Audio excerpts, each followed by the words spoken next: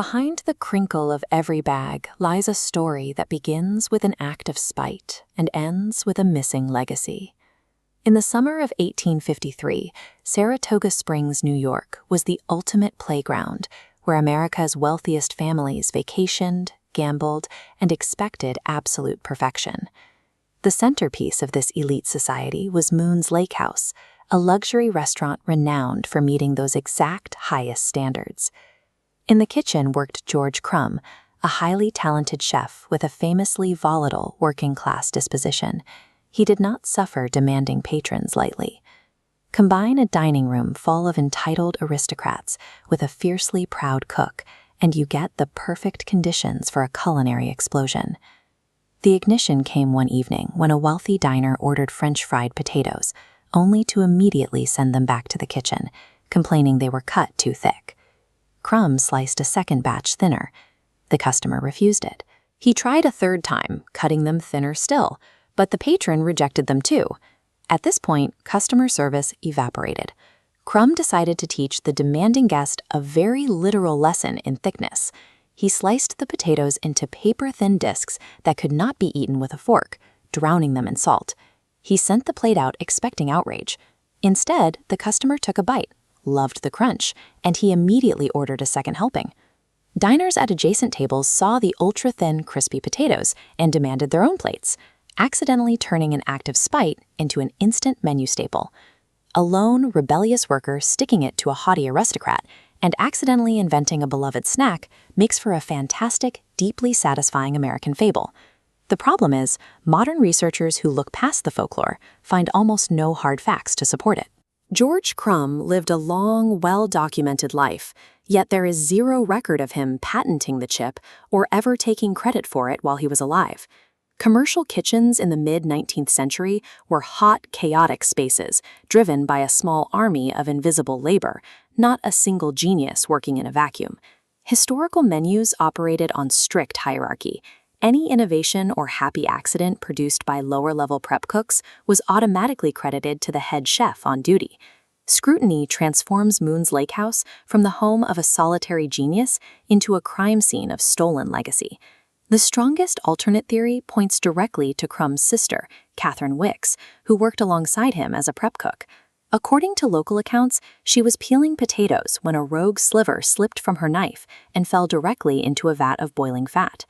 Moving the origin point from an angry male chef's revenge to a female worker's serendipitous accident completely rewrites the mythology of the snack.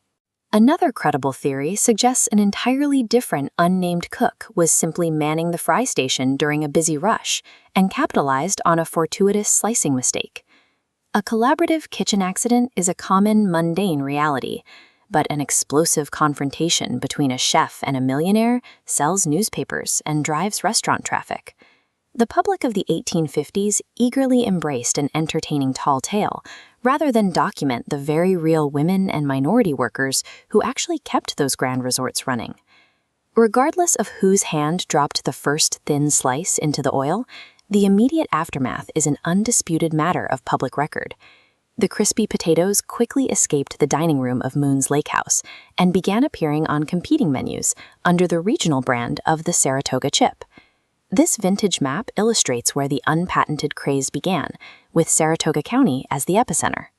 Looking across the state, we trace how entrepreneurs scaled the product from a sit-down luxury into grocery stores and mass production. The chip's commercial expansion relied on decentralized capitalism, rendering the identity of the original creator irrelevant to its economic success. The debated origins of the potato chip mirror a wider truth about American history. Our most enduring cultural staples are frequently built in the undocumented margins. The true, nameless creator of the potato chip represents the millions of invisible laborers whose daily, uncredited work constructed the modern world we live in. Does knowing the revenge story is a myth ruin the snack, or does it make the messy truth more fascinating? Because in the end, the historical narratives we so comfortably consume are often just as manufactured as the food on our plates. If you trace the origins of America's favorite snack foods, you will eventually hear a story about spite. We are told the potato chip was born from intense culinary rage, But what if that entire story is a complete fabrication? The legend begins in 19th century Saratoga Springs, a premier resort built for the nation's wealthiest tourists who demanded absolute perfection from their dining rooms. In 1853, a demanding diner at a local lodge repeatedly sent back his fried potatoes, complaining to chef George Crum that they were too thick. Annoyed by the constant rejections, Crum supposedly grabbed a potato, sliced it paper thin, and threw it into a vat of boiling oil, intending to serve a sarcastic response. Instead of being insulted, the diner absolutely loved it. This narrative of the accidental inventor became the definitive history of the potato chip, accepted as fact for over a century. There is just one problem. Historians have never found proof that this confrontation actually happened. No newspaper clippings, no historical journals. The angry customer and the sarcastic chef appear to be complete fiction, which leaves us with a mystery. If the legendary birth of the potato chip never occurred, what actually happened to drive this food from a local novelty toward a global market? Some researchers suggest we only need to look slightly to the left of George Crum, pointing instead to internal family stories about his sister, Catherine Wicks, known as Aunt Kate. The family lore claims while Aunt Kate was preparing dinner, she accidentally dropped a paper-thin potato slice directly into hot fat. Rather than ruining the meal, the slice puffed up and turned perfectly crispy, earning rave reviews from everyone at the table. But we don't have to rely entirely on rumors and family lore. There is a concrete historical paper trail that predates both Aunt Kate and George Crum. Look at culinary texts published years before the supposed 1853 Saratoga incident, and you will find they already contained detailed instructions for shaving potatoes down to paper-thin slices and frying them crisp. The potato chip didn't spring into existence on a specific Tuesday in New York. Like most significant advancements, it was a messy, gradual evolution of an existing cooking technique. Stripping George Crum of the inventor title doesn't diminish his legacy. He found a way to bridge the gap between a recipe and a massive paying audience. In 1860, Crum stepped out on his own and opened a dedicated restaurant. Running a high-end dining establishment required an immense volume of food production and a small army of cooks sweating over massive stoves. To keep customers happy while they waited for these labor-intensive meals, Crum placed a complimentary basket of his fresh, crispy fried potatoes on every single table. Crum built the consumer's expectation for the chip, turning a labor-intensive side dish into an automatic part of the dining experience. The strategy worked flawlessly.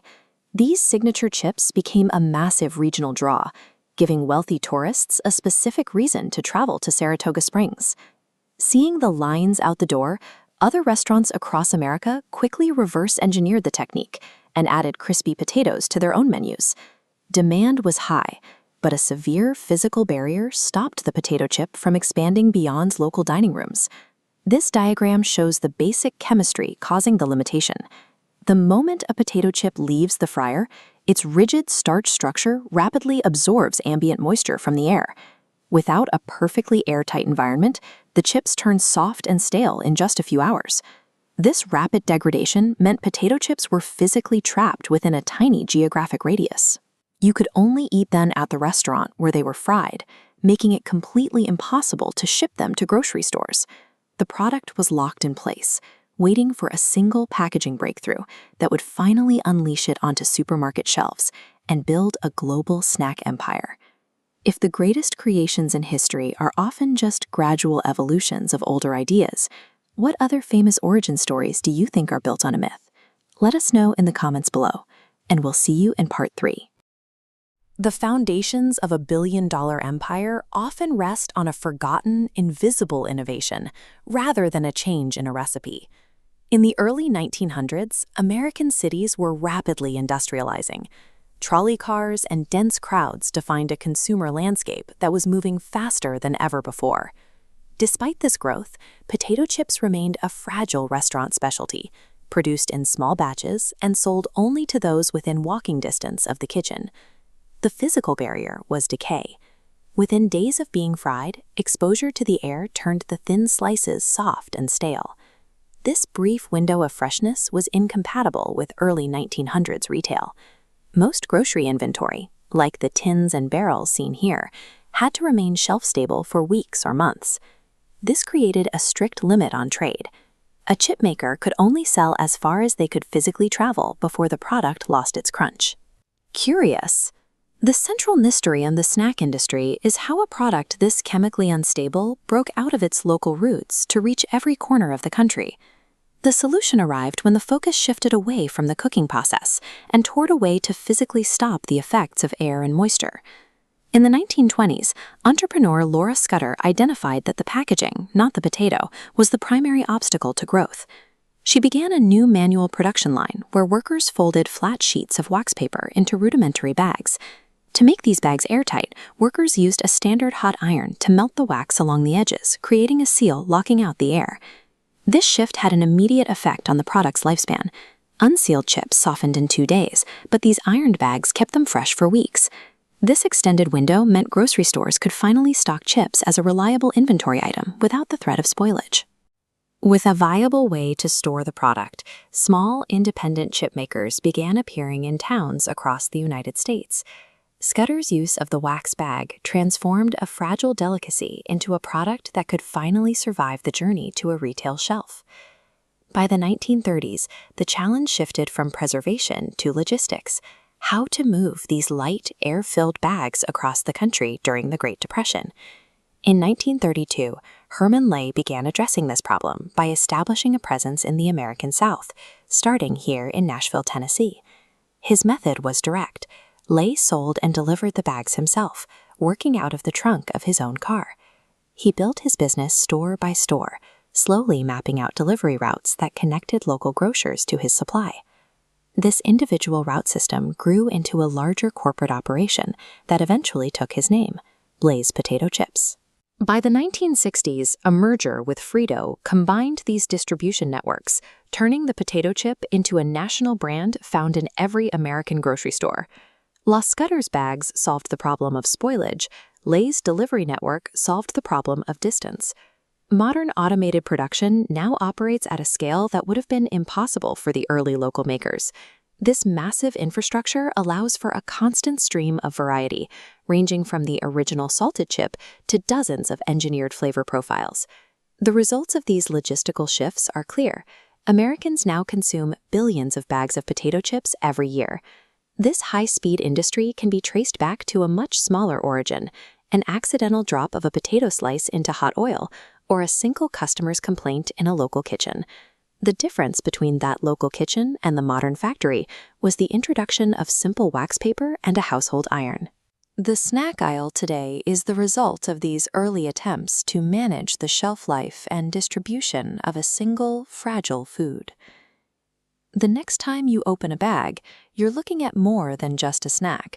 You're seeing the result of a century spent figuring out how to get a single thin slice of potato from the fryer to your home.